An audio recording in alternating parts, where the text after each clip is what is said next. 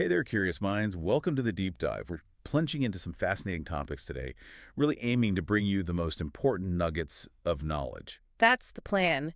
We've got this really insightful ebook here focused on something called the Cognitive Transformation Experience and the CMCG.I model. Right? And our mission for you today is to cut through all the noise. We want to really get into understanding and solving complex problems in what this book calls the cognitive era. Especially when the information feels, all over the place, disorganized, elusive. Exactly. It's all about making sense of that complexity and turning it into something useful, actionable insight, and doing it fast. Let's get into it. Okay, let's unpack this. So the book kicks things off talking about a massive shift, a really big one. We've all heard the buzz around digital transformation, or DTT. Oh, yeah, integrating tech into everything. Right, into an organization's solutions, processes.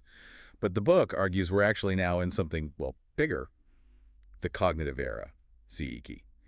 What exactly is this next stage? How does it fundamentally change the game? Well, what's fascinating here is that DT, it was largely about digitizing things, taking existing processes, information, and making them digital. Okay.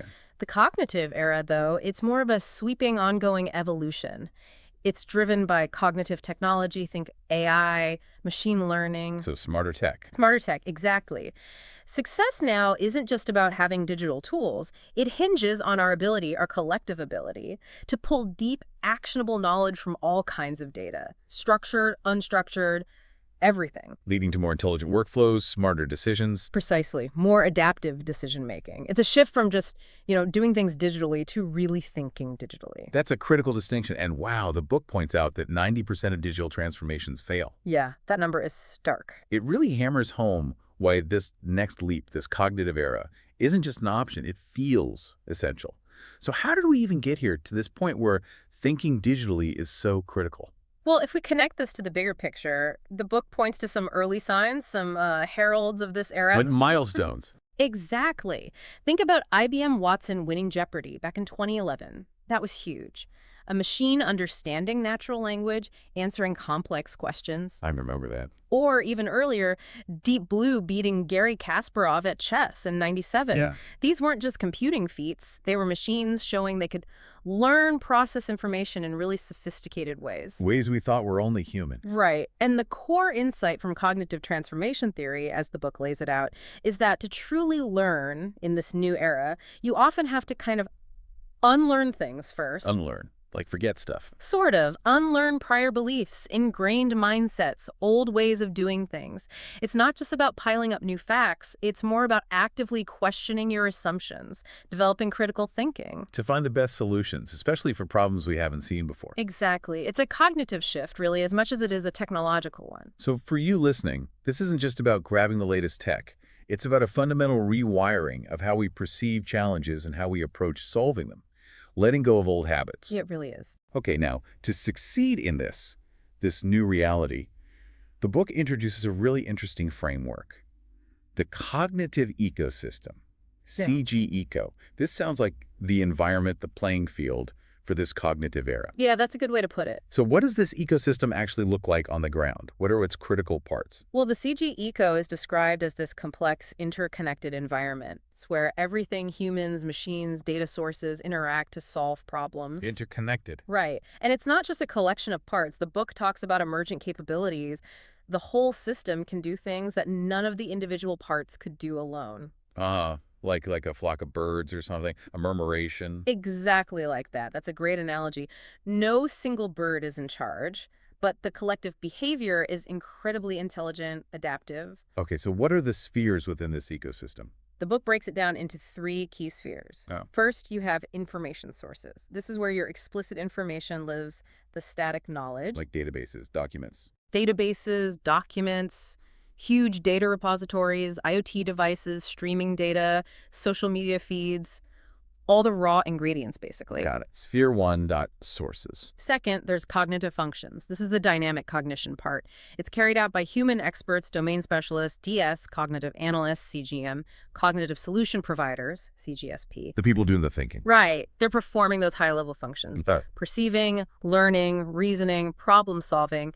They're actively engaging with those information sources. Okay, sources and functions. What's the third? The third is external passive informative actors. These provide dynamic dynamic marketing information. Think feedback from clients, market trends, changing behaviors and preferences. So like the pulse of the outside world. Yeah, exactly. Keeping the system grounded in real-world needs and changes. Okay, that paints a picture. Kind of organized chaos. Uh-huh. Yeah, you could say that. And the book pinpoints something really fascinating right at the heart of this cg.eco, the informally structured domain, ISD. Informally structured domain. ISD. Mm. Okay, this sounds like where things get messy, where clarity goes to hide, like you said. It really is. This raises a critical point, and it's absolutely crucial to grasp this. ISDs are environments with huge amounts of information, but, and this is the key, they lack formal structure. No neat boxes or labels. Not at all. Think about it. Concepts, relationships between things. They're often defined just by the consensus of experts. It relies heavily on tacit knowledge, TK. Ah, tacit knowledge. That's the stuff that's hard to write down. Exactly. It's that know-how, that tribal knowledge, the intuitive understanding a master craftsman has about the feel of wood, or how a seasoned doctor diagnoses a rare condition based on subtle cues they can't even fully articulate. They know it, but they can't easily explain how they know it. Precisely. They know how to do it, but putting that instinct into words, into formal rules, incredibly difficult. And that makes traditional requirements analysis, figuring out what needs to be built, incredibly slow and risky. Because you can't just ask for the rules. Right. The book notes these are often called fuzzy concepts, or ill-structured domains, poorly defined domains. Lots of names for the same messy reality. So are you saying that without a really specialized approach, any project trying to tackle these fuzzy concepts is basically set up to fail, or at least misunderstand the real problem? That's a stark way to put it, but yeah, largely. The risk is incredibly high. The ISD is characterized by heterogeneous data. You're trying to piece together a story from emails, conversations, maybe a few reports, gut feelings, all mixed together. A real jumble. A real jumble.